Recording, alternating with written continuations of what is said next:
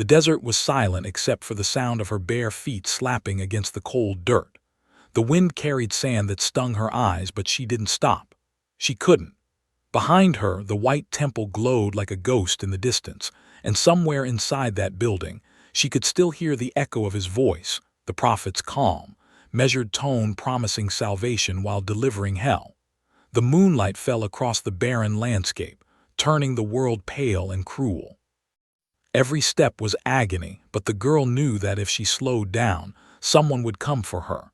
They always came for those who tried to leave. She had been running for hours, though she didn't know where she was. She had never been outside the ranch before.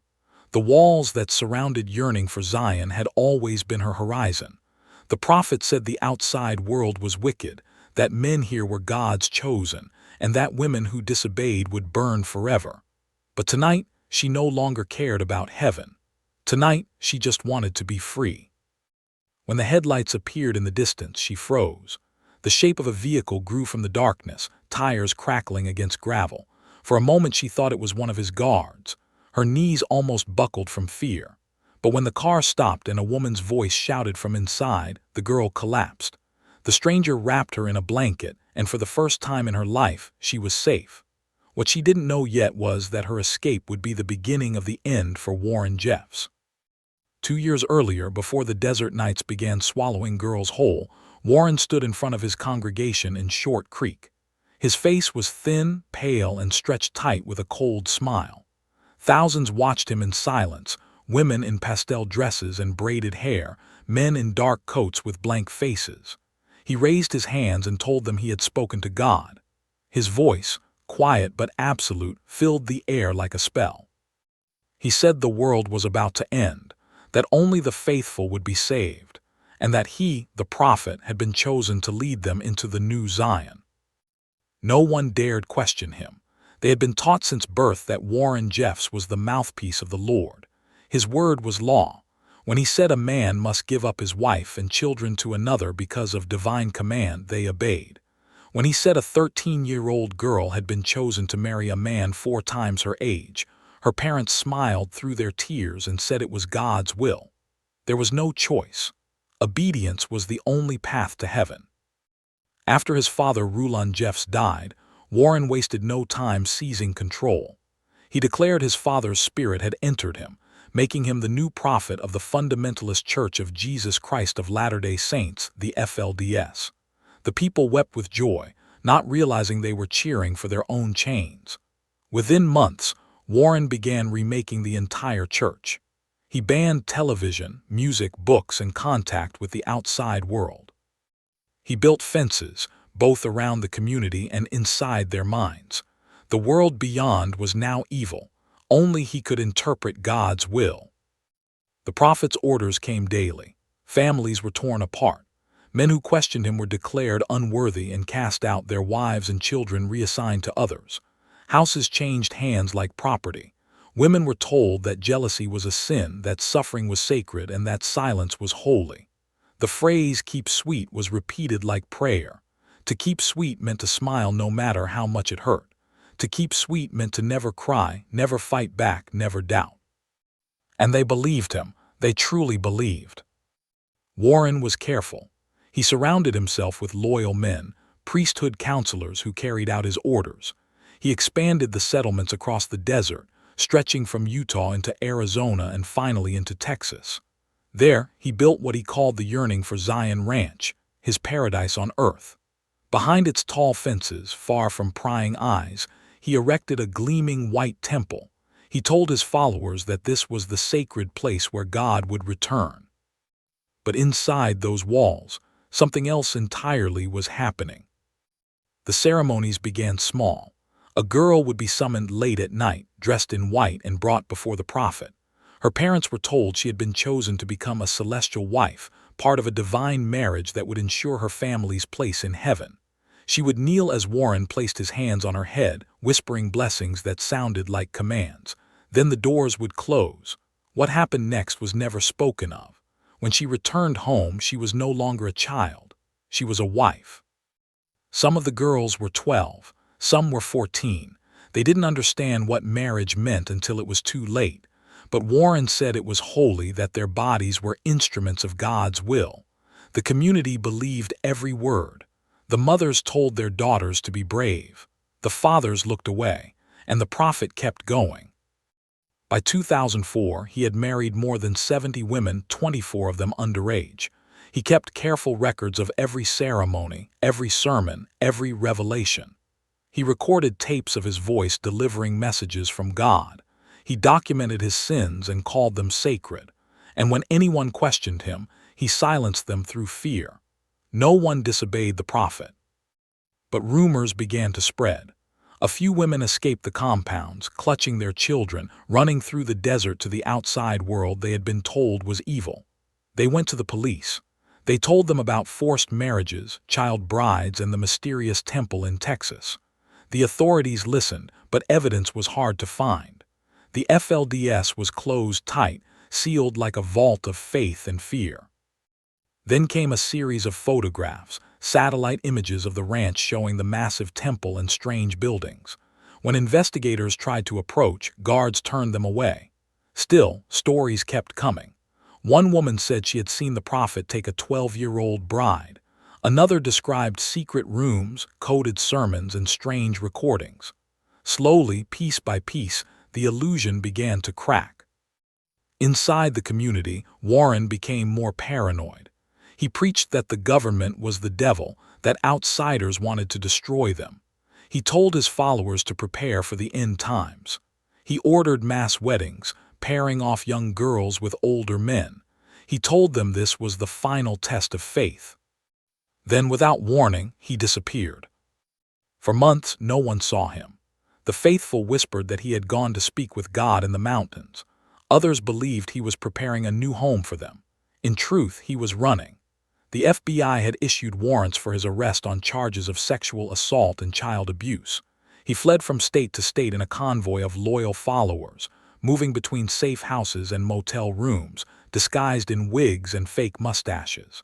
Even in hiding, he sent letters to his people, revelations written in his neat, curling script, instructing them how to live, who to marry, what to believe.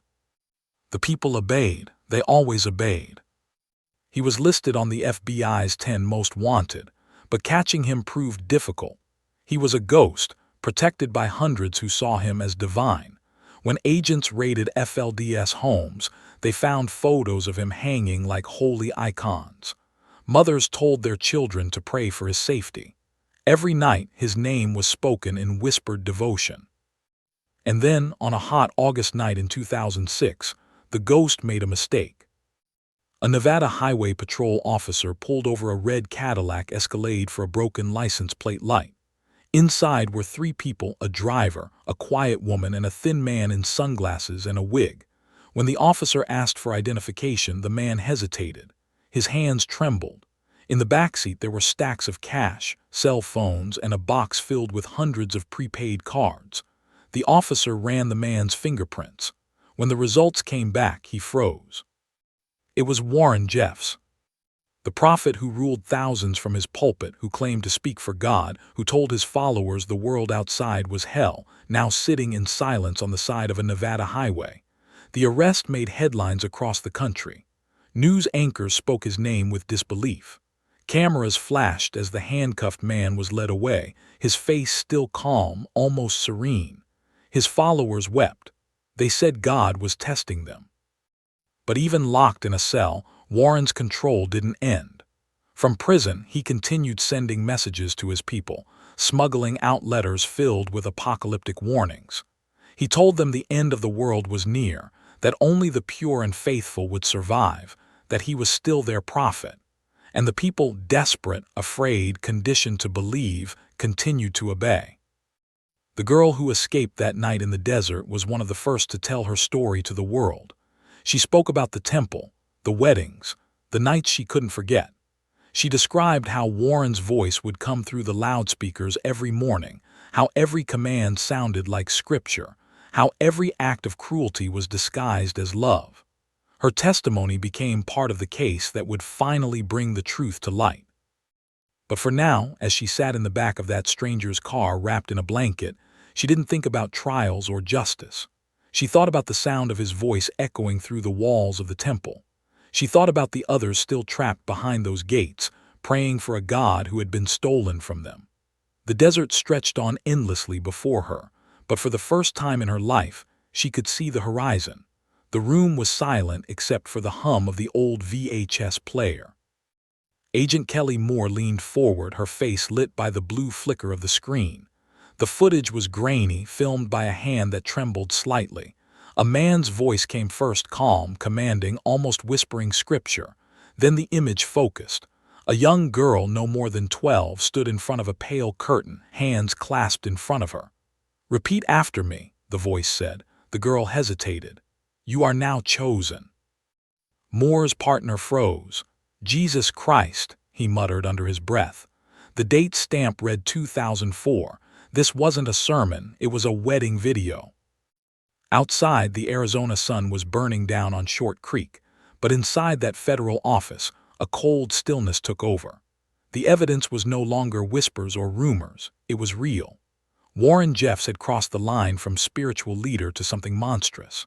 And yet, even as agents started piecing together the case, inside the high walls of the Yearning for Zion Ranch, Jeffs' followers were being told the opposite, that the world was full of liars, that only he could save them. That same night, far away in the desert compound, Ruth, barefoot, shivering, her face still swollen from the last punishment, stood outside the temple door. She had been called again. The prophet wanted her to confess her impure thoughts. She didn't know what that meant anymore. Everything was sin now, breathing too loud, looking too long at another girl, even thinking about leaving. Inside, Warren Jeffs stood in his long white robe, his eyes half closed as if he spoke to angels. "The Lord sees all," he whispered, his voice smooth as oil. "Do you wish to repent, my child?" Ruth nodded quickly, but his gaze didn't move. "The Lord tells me your heart is weak. You doubt me." "No, prophet," she said, her voice trembling. "I don't doubt." "Then prove your obedience," he said. "Kneel." The room smelled of dust and cedar oil. The air was too still, too quiet. Somewhere in the dark corner, other wives watched silently, their faces pale and empty, lips murmuring prayer. Ruth knelt, tears already falling, as Warren closed his eyes and began to pray over her. Outside, the night wind blew across the ranch walls, carrying faint echoes, singing, sobbing, and the mechanical hum of the generators that powered the prophet's kingdom. In the following days, Warren's sermons grew darker. He told his people that the world was ending soon, that only those within his walls would survive. He ordered families to give up their children for reassignment, sending young boys away and placing girls in new heavenly marriages. Those who questioned him were exiled, banished with nothing but a bag of clothes, their names erased from the family record. Ruth saw it happen to her brother Eli. One morning he was there. By sunset he was gone. No one said his name again. The mothers pretended not to cry, the children learned to smile without feeling, and the prophet's word was the only law left. But outside the compound, the world was stirring. The FBI had started tracking Warren Jeffs' movements. He was rarely seen in one place, traveling between Utah, Arizona, and Texas, always surrounded by loyal guards and wives. He preached from the back of limousines, delivered secret tapes to the ranch, and kept his empire alive through coded messages called revelations. One of his ex-followers, Carolyn, had escaped years earlier. She had seen what happened behind closed doors, how girls were prepared for spiritual marriage. She was tired of being silent. When she met with Agent Moore, her voice shook as she described the temple room, the ceremonies, the prophet's words. "They think he's God," she said.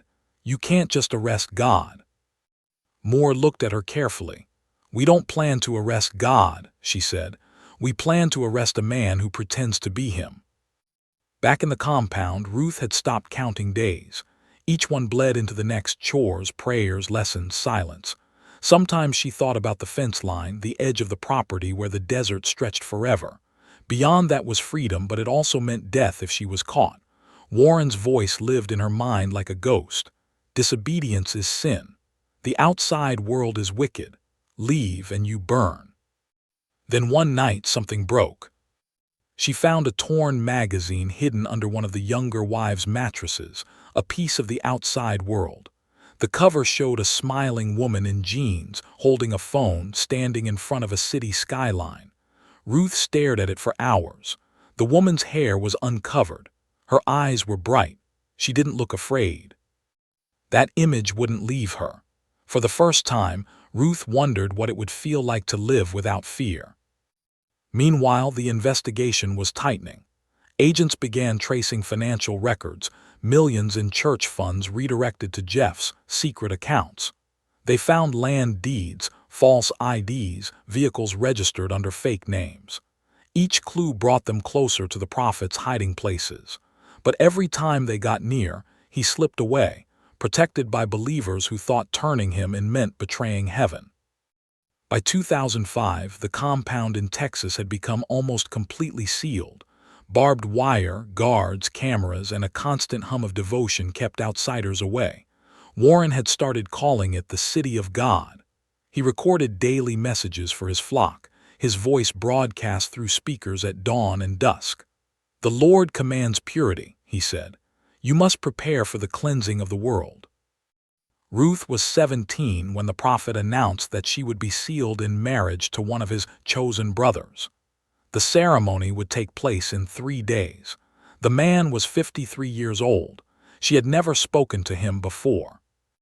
She wanted to scream, but she couldn't. Every woman who had fought back had vanished, sent away for atonement.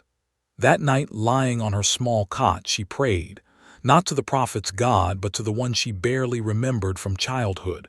"Please," she whispered, "if there's a way out, show me." And something did happen. The next morning, while she was cleaning the temple kitchen, she overheard 2 men talking quietly. "The prophet, gone again," one said. "They say he's driving east." The other looked nervous. "Then why are the feds in town?" Ruth froze. The word feds felt like lightning in her chest. That night, under a moonless sky, she crept toward the fence. She didn't know if she'd make it, didn't know what waited outside. All she knew was that she couldn't stay. At that same moment, 300 miles away, a police radio crackled in Nevada. "We've got a Cadillac Escalade, Utah plates, possible fugitive match." Warren Jeffs was in the passenger seat, silent, his hands folded over a small leather-bound book. As the lights flashed behind him, he whispered to his driver, "Don't fear. The Lord will test us." But this time the Lord didn't intervene. The car pulled over. The door opened, and the prophet of God, the man who had ruled over hundreds of souls, stepped into the light with his hands raised. Back in the desert, Ruth reached the fence and climbed. Her feet hit the sand on the other side. For the first time in her life, she didn't look back. The world outside the walls wasn't what Ruth imagined. Freedom wasn't a rush of color or sound. It was quiet, empty, almost too big to breathe in. She'd been found wandering a roadside near El Dorado, Texas, barefoot and half-starved. When the deputies picked her up, she didn't speak for hours. They asked her name, but all she could say was, "I'm a daughter of Zion." In the days that followed, reporters swarmed the police station. "Escaped child bride," the headlines said. Her picture appeared everywhere, pale, wide-eyed, hair cropped short by another girl before she'd fled. But Ruth didn't recognize herself in those photos. She still heard his voice in her head, low and commanding, "Keep sweet, pray, obey." Meanwhile, in a courthouse miles away, Warren Jeffs sat in a federal jumpsuit, his hands folded neatly on the table. Cameras flashed as he was led inside. The prophet didn't look defeated, he looked serene. When the charges were read, sexual assault of a minor, conspiracy, child abuse, he whispered prayers under his breath. His followers filled the courtroom benches, silent, weeping softly. They still believed. One woman, middle-aged with braided gray hair, raised her hand as he passed. "We love you, prophet," she said. He smiled faintly, then turned to the judge.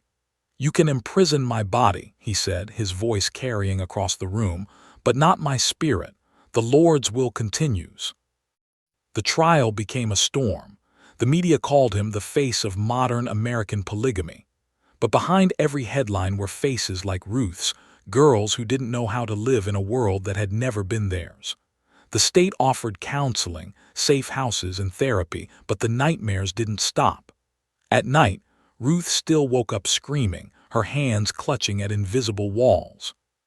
She wasn't the only one. Survivors gathered slowly, tentatively, in shelters across Utah and Arizona. Some couldn't stop looking over their shoulders. Others whispered that the prophet would come for them, that the end of the world was near. They had been told for years that the outside world was evil. Now they had to learn how to exist in it. Agent Moore, who had helped track Jeffs for years, visited one of the shelters. She recognized Ruth instantly, the same haunted look she'd seen in the tapes. She knelt down in front of her. "You're safe now," she said. Ruth shook her head. "He still talks," she whispered. At first, Moore didn't understand. But then she learned the truth. Even from his cell, Jeffs was still preaching. His followers smuggled out his revelations, handwritten letters filled with scripture, orders, and punishment lists. Each message began with, "Thus saith the Lord," through his prophet, Warren Jeffs. The letters were read aloud at nightly meetings in hidden communities. Women still dressed in pastel gowns, boys were still sent away, and new marriages were arranged in secret. The prison bars hadn't stopped him. They had only changed the address of his pulpit. For Ruth, every day was a battle. She lived in a small apartment in Phoenix now, working at a diner where she barely spoke. The smell of frying oil and coffee grounded her, simple, ordinary things that didn't exist in Zion. But the memories clung to her like smoke. When men laughed too loud, she flinched. When church bells rang, her hands started to shake. One night while closing up the diner, she found an old man sitting at the counter. His eyes were gentle, lined with years. "You're one of them, aren't you?" he said softly. Ruth froze. "One of who?" "The prophet's girls." Her throat tightened. "I'm not his anything," she said. The man nodded slowly. "Good, don't ever be again." He slid a folded newspaper toward her. The headline read, "Warren Jeffs found guilty, sentenced to life in prison." Beneath it, a photo of him being led away in chains. Ruth stared at it for a long time. Somewhere deep inside, something cracked open. Not relief, not yet, but the first fragile edge of it. Across the country, in Texas, investigators continued to uncover evidence from the YFZ Ranch. They found hidden rooms, walls lined with wedding dresses, recordings of ceremonies, ledgers listing the names of celestial brides. It was worse than anyone had imagined. In one corner of the temple, they found a throne, carved wood, draped in red velvet. It was where Jeffs had declared himself the mouthpiece of God. When the news reached the survivors, some refused to believe it. "He's being tested," they said. "He'll rise again." Others, like Ruth, felt something colder, the horror of realizing they had worshipped a man, not a God. Weeks turned into months. Ruth started journaling, writing down pieces of memory she could barely face. "I was told to keep sweet," she wrote. "I kept quiet instead." She met other women who were trying to rebuild, and together they began to speak to journalists, to counselors, to each other. Every word felt like ripping out a piece of the past, but also like reclaiming it. In one televised interview, Ruth looked directly at the camera. "He said he was God's prophet," she said, her voice steady. "But God doesn't tell men to destroy children. That wasn't heaven. That was hell." Millions watched that clip. Some cried. Some changed the channel. But it marked the first time Ruth felt seen. And yet in the desert towns where the FLDS still held power, her face was cursed. They called her a traitor, a liar, a tool of Satan. Mothers warned their daughters not to listen to her. The prophet's word, even from behind steel bars, still ruled hearts. One night a letter came to the shelter. It was unsigned, but the handwriting was unmistakable, tight, careful script. "The Lord forgives all who repent," it read. "Return to Zion before it's too late." Ruth burned it in the sink. The smoke curled up like incense, and for a moment she thought she heard his voice in it again. But when it faded, the silence that followed was the purest sound she'd ever heard. Far away in a prison cell in Palestine, Texas, Warren Jeff sat cross-legged on his cot, eyes closed. His cell was small, but his imagination had no walls. He believed his spirit still moved among his people. "The Lord speaks," he whispered into the dark. "They will follow." And in hidden corners of America some still did. The desert was quiet again. Years had passed since Ruth had run barefoot across that sand, but sometimes when she closed her eyes, she could still feel it beneath her feet. Hot, rough, endless. The kind of heat that burned memory into the skin. She was 23 now, living under her own name, no longer afraid of mirrors. She worked at a small bookstore in Salt Lake City, surrounded by shelves that smelled of paper and dust and ink. Each morning she brewed coffee for strangers, smiled at the regulars, and pretended she was just another girl who'd had an ordinary childhood. But she knew that wasn't true. Sometimes new customers recognized her from the documentaries. They whispered, "That's one of the prophet's girls." She hated the word prophet more than any other. It didn't mean faith to her. It meant control, pain, and silence. At night she still dreamed of the compound. The endless fences, the white dresses, the way the air itself seemed to listen. In those dreams, she heard the prophet's voice calling her name, soft and poisonous. But every morning when she woke, she reminded herself that he was in prison and she was free. Except freedom was complicated. The news kept bringing him back. Warren Jeffs was still making headlines. Despite being locked away for life, he continued to send revelations through loyal followers who smuggled them out. Each message carried new predictions, the end of days, the destruction of America, promises that only his chosen people would be saved. And his followers believed. Even after years of trials, raids, and exposure, the FLDS communities in Utah and Texas still whispered his name like a prayer. Bobbies were still being named after him. Women still wore the same pastel dresses. Men still guarded the fences that separated them from the rest of the world. For Ruth, it was a wound that refused to close. She had survived, but others were still trapped. One cold morning, she received a call from Agent Moore, the same woman who had found her years before. "You might want to see this," she said. Ruth hesitated, her stomach tightening. When she arrived at the federal office, Moore showed her a small box. Inside were cassette tapes, hundreds of them, found in a storage unit once owned by one of Jeff's assistants. "He recorded everything," Moore said quietly. "Every sermon, every ceremony, every confession." Ruth reached for one of the tapes, her fingers trembling. It was labeled with a date and a name she recognized, hers. For a moment she couldn't breathe. She didn't want to listen, but Moore pressed play. The prophet's voice filled the room, smooth, calm, and unshakably certain. "Ruth is chosen," he said. "She will bear the light of obedience." Her heart slammed in her chest. She remembered that night. The temple lights, the silence, the way everyone had bowed their heads as if something holy was happening. She hadn't realized he'd been recording it. The room spun. Moore stopped the tape. "We're cataloging all of this," she said softly. "We'll never let it disappear again." But Ruth wasn't thinking about evidence. She was thinking about the other girls, hundreds of them, whose voices and names were trapped inside those tapes, pieces of them stolen and sealed away. That night she couldn't sleep. She walked to the city's edge, where the streetlights faded and the desert began again. The same desert that had almost swallowed her years ago. The wind was sharp, the air electric with silence. She thought about how much had changed and how much hadn't. The prophet was behind bars, but his words still floated in the air, in the mail, in the hearts of people who refused to let go. She wondered what it would take to finally end him, not his body, but his power. A week later, Ruth was invited to speak at a survivors' gathering. She almost said no. Talking about the past always felt like reopening a wound. But when she saw the room, dozens of faces, young and old, all carrying the same haunted eyes, she knew she couldn't stay silent. She stood at the podium, hands shaking. "He told us to keep sweet," she began, her voice small but clear. He told us that obedience was salvation, but it was obedience that broke us. The room was silent. Some women cried.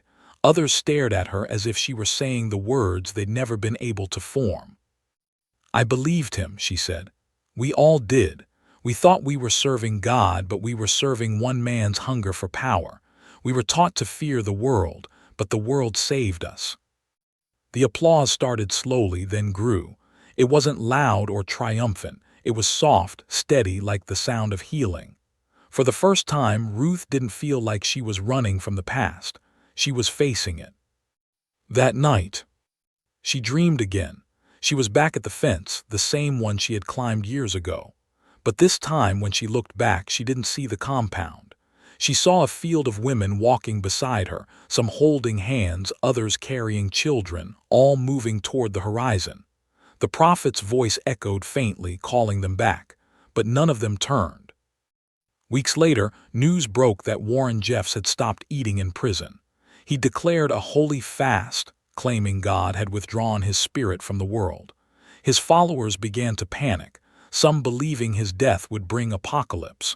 But when the fast ended and he still lived, something shifted. Doubt began to grow in places it had never been allowed before. Ruth read about it in the papers. For the first time, she didn't feel fear, only pity. The man who had called himself the mouthpiece of God was just another prisoner now, whispering prophecies to the walls. Years later, she returned to Short Creek. The town had changed. The fences were lower, the streets quieter. Some houses were abandoned, others filled with new families trying to rebuild a normal life. The old temple was gone, replaced by a community center. Ruth walked to the place where the prophet's mansion once stood.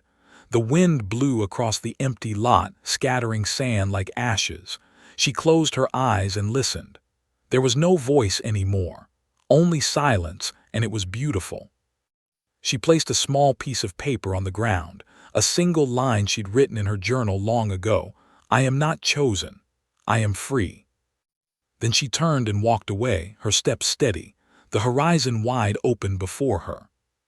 And somewhere far away, in a gray cell under buzzing fluorescent lights, Warren Jeffs knelt on the floor, eyes closed, whispering to a God who had long stopped answering. The world outside kept turning.